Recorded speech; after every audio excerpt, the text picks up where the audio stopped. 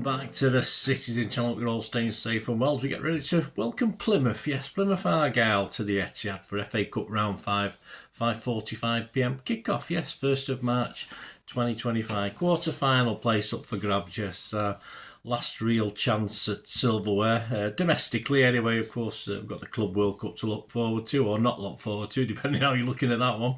I'm recording this on the 7th of February, so all facts and injury-wise, etc. correct at this point in time. We'll have a look at Plymouth, a little bit about them as well, a little bit of background, because we don't play them often, do we? It's not like a Premier League team we play every week, so we'll have a look at them. Conquerors of Liverpool, of course, and we'll try and put together a Pepsi 11, yes, which I think I'm predicting about seven changes, I think, to the one that played at Spurs the other night. So we'll have a look at that. So we'll expect plenty of loud Plymouth fans around for this one. I think they took them over about 38,000 to Wembley a couple of years ago for the Papa John's Trophy or whatever it was. But yes, so there'll be, of course, have that top tier. Hopefully there won't be too many dotted around the home end. I've got tickets for the home end. I know City was still selling tickets a couple of days ago, so they're offering 4 tickets to obviously members and stuff like that. So we'll see. Hopefully it's a bit better behaved than the Liverpool game, that's for sure. Let me know your thoughts and predictions on this one, guys. Interesting game, of course.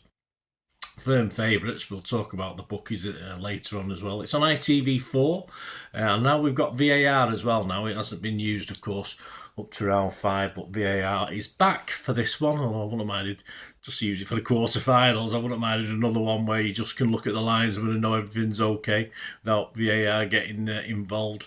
So how did the Pilgrims get here? Well, they beat Brentford at their place 1-0, and they beat Liverpool, of course, at their own ground.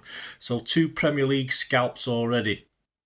In the league, though, they've not shown this sort of form, although they've tried to recover, of course, from the tenure of the well-known granny botherer, Payne Rooney, of course. 18 points from 23 games, and they were rock bottom before he was kicked into granny heaven, of course. Since he left, 30 points from 34 games, so okay, 12 points from 11, so a bit more than a point a game. But to stay up, they've got some hard work ahead, of course, but this is, of course, a nice distraction. But on Tuesday, following this, they have the proverbial 6-pointer away at Hull City, who are 3 points ahead of them, though Plymouth's goal difference is shocking. So hopefully we can score some goals in this one. So for that reason, Miron Muslic, I think is the name, that's how you pronounce it. Hopefully the manager won't want any injuries, as they can be a little bit physical at times, but I don't think that'll temper their enthusiasm at the Etihad. Although it might do just a little, but we can live in hope. We don't what protects our players as well, don't we? Our record in all competitions against Plymouth, we've won 11, drawn 4 and lost 5, so we've played them 20 times. And of course, 25th of February 89, we there, I was our last match-up in Division 2 at Main Road, a 2-0 City win, and the legends Neil McNabb and Wayne Biggins were our scorers that day. Just a quick word on Plymouth's celebrity fans. Yes, they do have some celebrity fans. I always like to have a look at this. Dawn French, of course, is a big Plymouth Argyle fan. Yeah, she's there with a rattle every week. Josh Widdicombe, or something like a rattle anyway. Josh Widdicombe and possibly the best known as well, with Dawn French as the fans. Plus you've got the likes of goalkeeper Nigel Martin. Yeah, I played for Everton, other teams as well. TV personality Jeff Brazier. Now, I watched him in this Across the World thing a couple of years ago, and it's a bit weird, but understandable given his history. Yeah, he's a bit scary to me, the guy, but hey, he's nice enough. He's a nice enough bloke, and his son's another one who's a bit weird to me, but anyway, that's a personal thing. He support Plymouth, so there you go. Happy days for them, and well done for Plymouth. And of course, the drummer Chris Wood from Bastille is also a Plymouth fan as well. So it's just a slight change to the usual Pepsi 11. But there you go. If that's of interest to you, I say we don't play Plymouth every week, do we? No, not yet. Anyway, so let's get on to Pepsi 11. And yeah, this is if it's a distraction for Plymouth, it's a distraction for us as well, isn't it? And of course, away from the pressure of the Premier League and away from the pressure of that second half at the Tottenham Stadium the other night, which was a bit hairy at times. The team squad against Spurs: Edison, Nunes, Kusanov, Diaz, Gvardio, Nico, Kovacic, Savinho, Marmoush, Doku and Haaland. Very, very brave selection. Subs: Ortega, Aki, Grealish, De Bruyne, Gundo, Bernardo, Foden, Lewis and McAtee. So literally for the foreseeable future, we've got one game a week now. And of course, we've got an international break thrown in as well. So, all right, that's not a rest for some players, is it? But yeah, a rest to get players back up to speed who are not quite 100%, a chance to get players back from injury. But I think Pep will be going for this. As I say, the next game, of course, is another big one at Forest next week, but we still get a few days rest. So I think he'll probably go strong, but I think he'll also want to give some of those guys that were on the bench a chance as well. And if you look at the bench against Spurs, you've got Ortega, Aki, Grealish, KDB, Gundo, Bernardo, Foden, Lewis, McAtee. I mean, you've got a first team there, haven't you? But of course, it's a little bit overloaded in certain positions and not a lot of balance if you play all those plus a couple of others. So you don't expect those midfielders to... So I know Pep likes a midfielder, but I'm sure we're not going to play all midfielders against Plymouth. So up top, you probably think Haaland might get a rest for this. Of course, he come back into that Spurs game, played the full game, so he might get a rest for this. Is Marmoush ready and able to carry the fight in this one? You possibly only have to rest one of Savio Doku if he plays either or. And on recent game time, you'd probably rest Savi as opposed to Doku after a good game against Tottenham, of course. Of course, Bernardo and Foden could stroll the wings in their place. Well, and I literally mean stroll as well. In the middle, creativity-wise, KDB surely will roam perhaps with Gundo, though he may be more the DM, Gundo, of course. So let's not underestimate Plymouth with this. Let's not mess about too much with it. We'll need legs in there as well, because Plymouth will be wholehearted in this at least for 60-70 minutes of the game. So McAtee may come into this, make use of his goal scoring attributes as well. That could be useful. We might be a bit weak up top, along with Nunes or Lewis. Lewis, of course, could come into this very easily. And Nunes, of course, although Lewis has got the legs, but not necessarily the speed or pace, has he?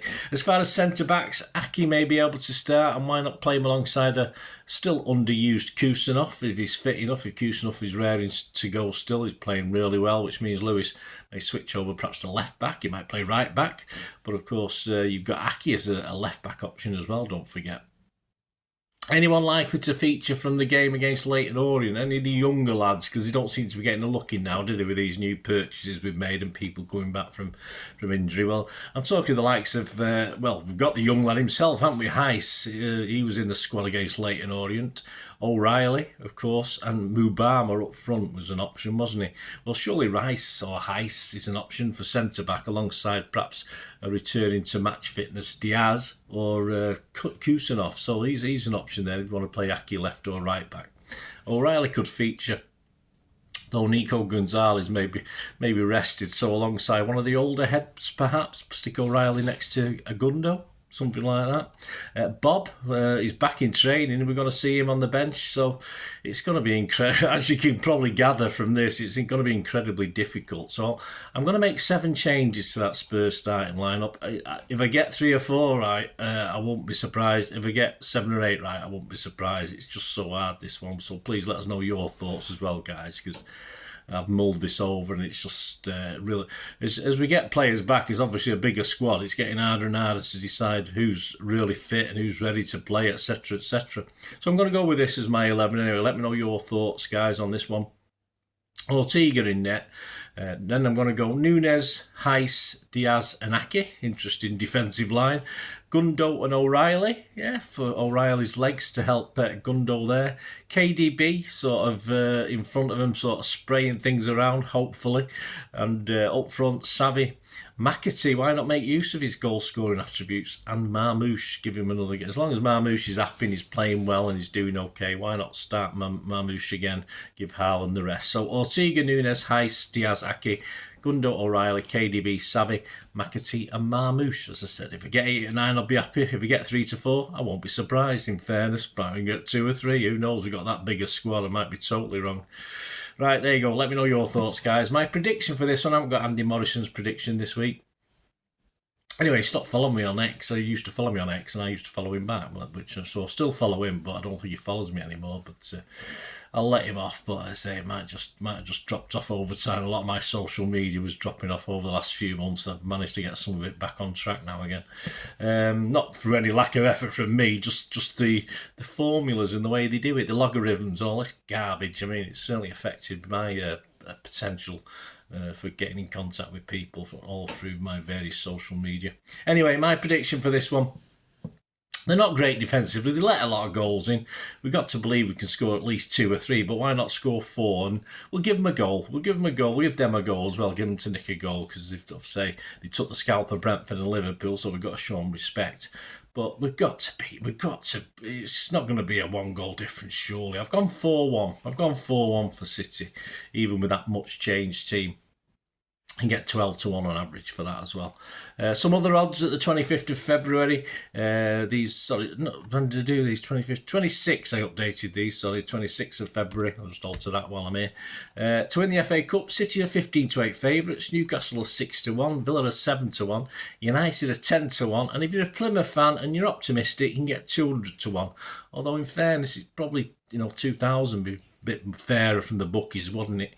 Other popular scorelines: a 3-0 City win is 11-2, a 2-0 City win is 13-2, and a 4-0 City win is 13-2. So not much. I won't even insult Plymouth by giving the bookies prices on them winning this game. It's it's a bit high. Let's face it.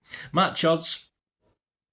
City to win the match are 1-14 on, so it used to be like that for Premier League games once upon a time, didn't it? Perhaps not so much now. And if you take the reverse of that, 14-1 against, that's what the draw is, 14-1 for a draw.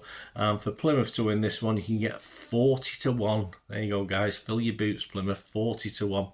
Don't worry about the correct scoreline. There's enough value on Plymouth to win, isn't there? At 40-1. There you go. Hope you enjoyed this, guys. Anyway, so slightly different Pepsi 11 with a little bit of background with Plymouth, as I say. I used to do my City 130s, but there's a lot of work I'm doing on other things at the moment, so I've had to shelve them for the time being. It'll be a new thing. They might come back before the end of the season, or there'll be something different for next season. I always try and change things. Hope you enjoy it. I welcome all the new members, etc. Please press those buttons, because next up will be the player ratings. I'll try and get those out Saturday night, but of course it's a late kickoff, so depending what time I get back, it may end up being Sunday morning. And of course, Story of the Game will likewise follow on a day later, depending on which day I do the player ratings. And please check out a couple of other vlogs. I've got a few days till the Forest game. That'll be out next Wednesday. I think next Wednesday, the Pepsi 11 for that. But please check out my part 1 of my 3-part tribute to City legend, of course, Tony Buck. Part 2 will be coming out next week, so check out part 1. And also plan next week a look back at the player ratings for our Champions League campaign. Yes, interesting. A top, I think we ended up with 14 players qualified for this to get into the ratings, and a very interesting top 5. So please keep those buttons pressed and enjoy that with me as well, because I look at the player ratings for the Champions League for myself and the Manchester Evening News, and there are some slight differences about certain players as well. So we'll see who stepped up anyway in a disappointing campaign. And plus much more, of course, who's on the channel always. Hope you enjoyed it, guys. Please leave us your comments. Contact me through my various socials, or of course, if you do like what I try and do with the channel, I try and put a lot of different things together, a magazine vlog if you like, all different stuff. So if you do like it and you want to help and support the channel in the future, just stay watching and listening. I hope you enjoyed the feature, and if you can support me through the subscription, if you can subscribe, guys, that'd be wonderful if you've not already done so. We do actually have memberships at the moment, just 99p a month, so you get access to all my City stuff, including all the history vlogs, dozens and dozens not been published yet that you get immediate access to. And every time I do edit and do a vlog, you get immediate access to it as well. So you can have a copy of scripts as well if you want any hard copy of the sort of things I do on matches and teams and managers and players, etc, etc. So if you can join the membership, that'd be wonderful. We do fine. And yeah, if you want to support the channel just by watching the ads, that helps. You know, watch the ads, let them play through while you just have to check your phone or something, let it play out. And of course, if you follow any of the links, that always works as well. You know, if you follow a link to one of the ads and you fancy something, I've done it myself. I've followed a link and actually purchased something from another organisation. But you know, it can happen. It can happen. Not all ads are stuff you're not interested in. And of course, if you can give us a like, guys, that would be absolutely fantastic. All likes are much appreciated. Anyway, thanks for watching. Until the next time, of course, I only ever ask one thing, don't I? Please, I ask you all to stay safe, especially you Blues. Until the next time, come on, City. Bye for now.